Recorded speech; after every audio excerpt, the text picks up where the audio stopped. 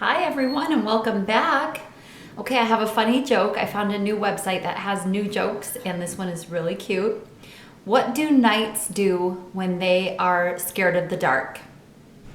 They turn on the night light. Hope you get that. Spelling is K-N-I-G-H-T, night light.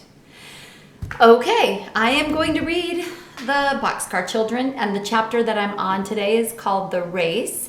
But a quick review, yesterday I read Cherry Picking, and that's when all four of the kids, went to Dr. McAllister's house because they have a cherry orchard, and they had a whole team of people picking the cherries, and they all four got to pick cherries, and remember, everybody fell in love with Benny because he's so cute, and they got to take a bunch of cherries home, and that's where we are, and the very last thing that happened in the chapter was it talked about a man who was reading the newspaper and he came across an ad, and I'm just going to remind you of that ad. It said, lost 4 children aged 13, 12, 10, and 5, somewhere around the region of Middlesex and Townsend, $5,000 reward for information. And the name was James Henry Cordyce. So, The Race. Just turned off on me, so sorry.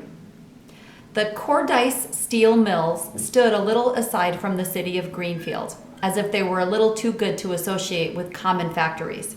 James Henry Cordyce sat in a huge leather chair in his private office. He was a man nearly 60 years of age whose dark brown hair was still untouched by gray.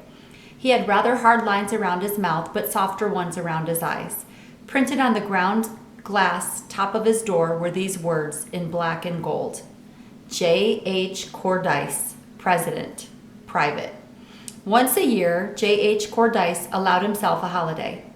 If he had a weakness, it was for healthy boys. Boys running without their hats, boys jumping, boys throwing rings, boys swimming, boys vaulting with a long pole. And in company with 3 other extremely rich men, he arranged, once a year, a field day for the town of Intervale. The men attended it in person and supplied all the money. This was field day.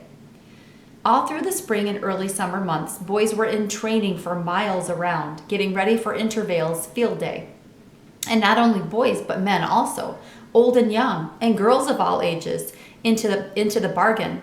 Prizes were offered for tennis, baseball, rowing, swimming, running, and every imaginable type of athletic feat. But usually the interest of the day centered on a free-for-all race of 1 mile, which everyone enjoyed, and a great many people entered. A prize of $25 was offered to the winner of this race, and also a silver trophy cup with little wings on its handles. Sometimes this cup was won by a middle-aged man, sometimes by a girl, and sometimes by a trained athlete. Mr. Cordyce smiled about his eyes as he closed his desk, ordered his limousine, and went out and locked the door of his office. The mill had been closed down for that day. Everyone attended field day. So just a quick interjection, $25 does not sound like a lot of money now, but you have to remember the story was written a long time ago. Henry was washing the concrete drives at Dr. McAllister's at this moment. He heard the doctor call to him from the road, so he promptly turned off the hose and ran out to see what was wanted. "Hop in," commanded the doctor, not stopping his engine. "You ought to go see the stunts at the athletic meet. It's field day." Henry did not wish to delay the doctor, so he hopped in. "Can't go by myself," said Dr. McAllister. "I'll just drop you at the grounds. There's no charge for admittance. You just watch all the events and report to me who wins." Henry tried to explain to his friend that he ought to be working, but there was actually no time, and when he found himself seated on the bleachers and the stunts began, he forgot about everything in the world except the exciting events before his eyes. Henry had no pencil, but he had an excellent memory. He repeated over and over the name of each winner as it appeared on the huge signboard. It was nearly 11 o'clock when the free-for-all running race was announced. "What do they mean, free-for-all?" asked Henry, of a small boy by his side. "Why, just anybody," explained the boy curiously. "Didn't you ever see one? Didn't you see the one last year?" "No," said Henry. The boy laughed. "That was a funny one," he said. "There was a college runner in it and a couple of fat men and some girls, lots of people. and the little colored boy over there won it. You just ought to have seen that boy run. He went so fast you couldn't see his legs. Beat the college runner, you know." Henry gazed at the winner of last year's race. He was smaller than Henry, but apparently older. In a few minutes, Henry had quietly left his place on the bleachers. When the boy turned to speak to him, again he was gone. He had gone, in fact, to the dressing room, where boys of all sizes were putting on sandals and running trunks. A man stepped up to him quickly. "Want to enter?" he asked. "No time to waste." "Yes," Henry replied. The man tossed him a pair of white shoes and some blue trunks. He liked the look of Henry's face as he paused to ask in an undertone, "Where did you train?" "I never trained," replied Henry. "I suppose you know these fellows have been training all year," observed the man. "You don't expect to win." "Oh, no," Henry replied, apparently shocked at the idea. "But it's lots of fun to run, you know." He was dressed and ready by this time. How light he felt. He felt as if he could almost fly. Presently, the contestants were all marshaled out to the running track. Henry was number 4. Now, Henry had never been trained to run, but the boy possessed an unusual quality of common sense. "It's a mile race," he thought to himself, "and it's the second half mile that counts." So it happened that this was the main thought in his mind when the starter's gong sounded and the racers shot away down the track. In almost no time, Henry was far behind the first half of the runners. But strangely enough, he did not seem to mind this so greatly. "It's fun to run anyhow," he thought. It was fun, certainly. He felt as if his limbs were strung together on springs. He ran easily without effort, each step bounding into the next like an elastic. After a few minutes of this, Henry had a new thought. "Now you've tried how easy you can run, let's see how fast you can run." And then not only Henry himself, but the enormous crowd as well, began to see how fast he could run. Slowly he gained on the fellow ahead of him and passed him. With the next fellow as a goal, he gradually crept alongside and passed him with a spurt. The crowd shouted itself hoarse. The field all along the course was black with people. Henry could hear them cheering for number 4 as he pounded by. 6 runners remained ahead of him.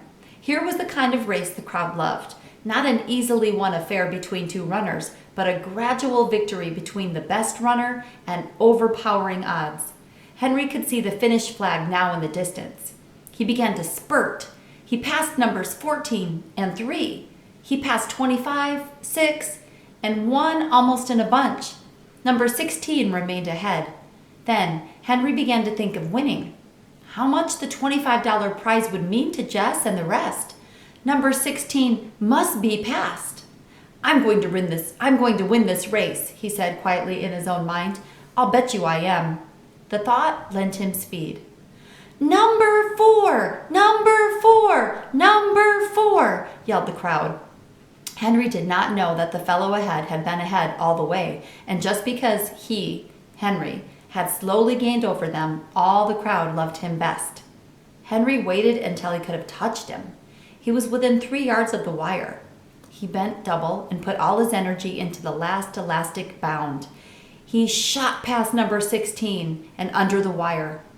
Then the crowd went wild. It scrambled over and under the fence, cheering and blowing its horns.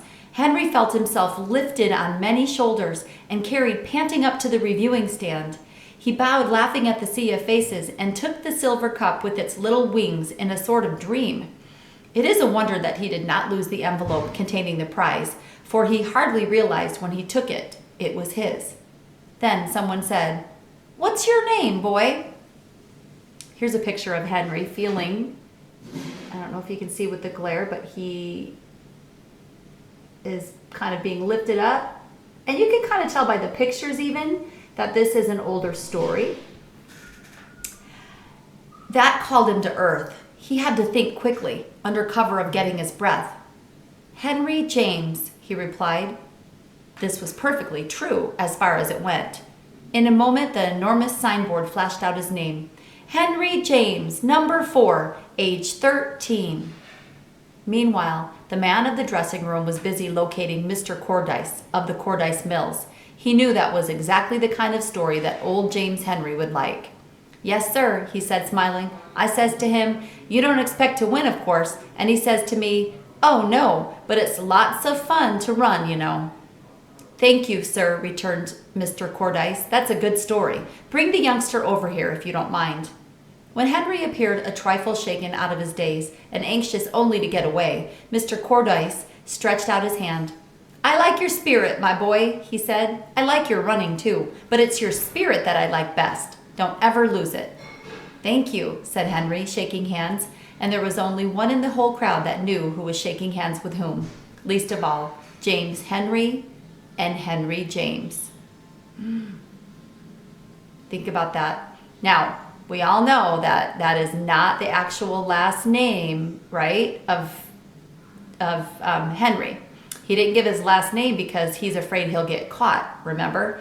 And so now it's kind of interesting because we have to find out what happens. All right, guys, you got to turn in tomorrow to find out.